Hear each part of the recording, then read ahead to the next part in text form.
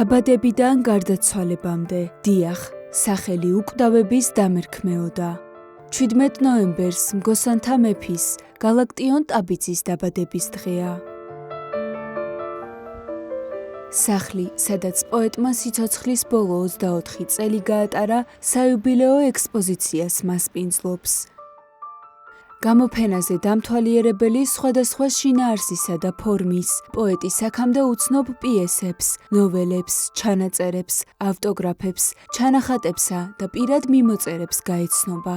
პირველად ჩვენს სამუზეუმო სივრცეში, იქ სადაც გალაქტიონის ბინაში დაიდო ხელნაწერებმა, რომელიც მე-20 საუკუნის 20-იან წლებში აქვს დაწერილი გალაქტიონ ტაბიძეს, იმ პერიოდში, როდესაც ის სამგოსნო ასპარეზზე გამოდიოდა, სამოღვაწეო ასპარეზზე გამოდიოდა, ეს ნაწერები, ხელნაწერები, ჩანახატები, დღიურები, უბის წიგნაკი, რომელშიც ნამდვილად საინტერესო ჩანახატები, ჩანაწერებია, პირველად გამოიფინება ფართო საზოგადოებისათვის. ძალიან საინტერესოა, ვინაიდან თითოეულ სტრიქონთან შეხება, თითოეულ ნაწერის ამოკითხა, ყველა ადამიანს თავისი შეგრძნებები, დამოკიდებულებები აქვს, ყველას თავის გალაქტიონი ყავს და რაღაცად უფრო ძალიან მგრძნობიარე იქნება. ფართო საზოგადოებისთვის აქამდე უცნობი ეს უნიკალური მასალა 2022 წელს მუზეუმების გაერთიანებამ კერძო პირისგან შეიძინა. ექსპერტების აზრით, პიესები პოეტის შემოქმედებითი გზის დასაწყისშია შექმნილი. გალაქტიონი მოგეხსენებათ, თეატრთან ძალიან ახლოს იყო, მას სარეჟისორო კურსები აქვს დამთავრებული, სპექტაკლი აქვს დადგმული, მყე და მას უნდოდა ლირიკის თეატრის დაარსება. იმასაც ამბობდა, რომ თავის ლექსების შესაძლებელია, რომ გადააკეთოთ პიესებად და აი ასე გაათამაშებინოს შემდეგ მსახიობებს. მაგრამ აი აქ დღეს 3 პიესა გამოფინეთ, ეს არის აბესალომ და ეთერი, თავისი ინტერპრეტაციით შექმნილი. მასურვილი ქონდა აბესალომ და ეთერის დადგმა კონსერვატორიის სცენაზე, კონსერვატორიისვე სტუდენტებთან ერთად, ძველი კოშკი, რომელიც არის ერთმოქმედებაც და სულის მიმღები ანგელოსი, იგივე ფული, რომელიც ჯერ ფულადაა დასათაურებული და შემდეგ სულის მიმღები ანგელოსის სახელით. გალაქტიონს ძალიან უყვარდა ზეიმების მოწყობა, როდესაც მის საიუბილეო საღამოებსაც მართავდნენ, ჯერ კიდევ 1912 წელს ჩამოწერილი აქვს, ვინ იქნება მონაწილე საღამოზე, ვის ლექსებს წაიკითხავენ და აი აქ მიწერილი აქვს, რომ ვაივუის შემოსძახებენ საღამოზე და იმღერებენო.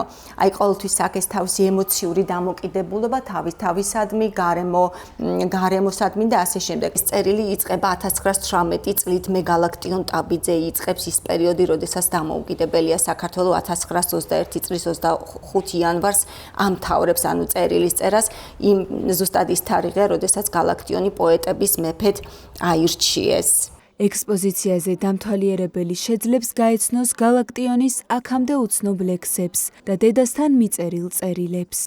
განსაკუთრებით მნიშვნელოვანია და ფაქიზია დედისადმი მიწერილი წერილები.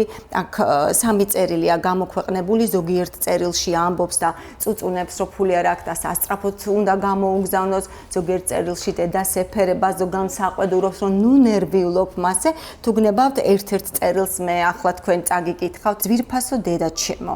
ეს მეორე წერილია, რაც ვაგზავნი და პასუხი არ მომდის, რა ამბავია, მე არ მიჭირს რა, კარგად ვარ, ანდა რა უნდა მომსვლო რომ აბესალომისთვის მიგიწერია.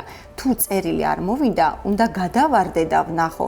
შენ იქნება ახლა გგონია ამ სიშორეზე წამოსვლა ხუმრობა კი არ არის, თუ რამე გამიჭირდება, მე თვითონ მოგწერ წერილს და გათავდება. სულ მუდამ ხომ ბავშვი არ ვარ, რომ გადიასავით მილოლიაო. ახლა ჩემს თავსაც მოული, თუ სხვას ვერაფერი ვარგე. ციმბრში კი არ ვარ, რომ კაცმა ვერაფერი გაწვდინოს. ნუ გექნება ჩემი დარდი, მხოლოდ თავს მოუფრთხილ და ნუ შეწუხდები. ახლა შრომა ბევრი გვექნება, მაგრამ რა მოვახერხო? მეც არ ვარ მაინც და მაინც თავისუფალი, მშვიდობით აღდგომამდეს ვერ მოვდივარ გალაქტიონ. ანუ აქ პერიოდიც იკითხება, რომ აღდგომამდე ვერ მოდის და დედისადმი დამოკიდებულება და ასე შემდეგ. გამოფენაზე ასევე წარმოდგენილია გალაქტიონის მიერ შექმნილი ესკიზი, თუ როგორ წარმოედგინა პოეტს მისი პირველი კრებულის გარეკანი.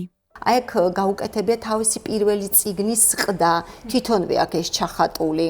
ეს გახლავთ გალაქტიონის ხელნაკეთი უბის წიგნაკი, ფურცლები აქ დაჭრილი და საკუთარი ხელით აქ თეთრი ძაფით შეკერილი, აი გადაშლილი არის რითმებზე. გეგმაც არის შემდეგ არა მარტო რითმების, რაზე უნდა დაეწერა, რა უნდა გამოექვეყნებინა. წერილი ამხანაგებო, სადაც მწერალთა კავშირს მიმართავს, სადაც მწერლების ასე ვთქვათ დაყოფაზე საუბრობს. ეს გახლავთ აღსარება ლექსი, დღეს გამოფენას, რომელსაც ვთავაზობთ დამთვალიერებელს, ეს არის დაბადებიდან გარდაცვალებამდე დიახ სახელი უკტავების დამერქმეო და ეს ფრაზა სწორედ მისი ავტოგრაფიდან აღსარება, ასე ვთქვათ, ამოვიღეთ.